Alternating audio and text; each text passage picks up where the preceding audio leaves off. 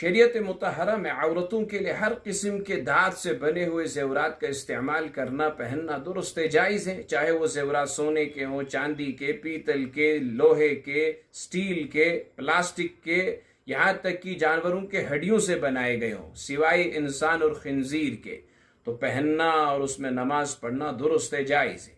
البتہ انگوٹھی جو ہے وہ سونے اور چاندی کے پہننے چاہیے۔ سونے اور چاندی کے علاوہ دیگر دھاتوں سے بنے ہوئے یا آرٹیفیشل انگوٹھیاں جو ہوتی ہیں وہ پہننا ٹھیک نہیں ہے، بہتر نہیں ہے، چونکہ حدیث پاک میں ایک شخص حضور علیہ الصلوۃ والتسلیم کے پاس لوہے کی انگوٹھی پہن کر آئے تو حضور علیہ الصلوۃ والتسلیم نے فرمایا ما لی ارا علیک حلیت اہل النار، کیا ہو گیا، میں دیکھتا ہوں تمہیں جہنمیوں کے سوٹ میں، لباس میں۔ تو شخص نے وہ انگوٹھی پھینک دی۔ پھر اس کے بعد اس نے تانبے کی انگوٹھی پہن لی تو حضور علیہ الصلوۃ والتسلیم نے فرمایا ما لی اجد منک ریح الاصنام، کیا ہو گیا، میں تم سے بتوں کی بو سونگ رہا ہوں، بو محسوس کر رہا ہوں۔ تو اس شخص نے وہ انگوٹھی بھی پھینک دی۔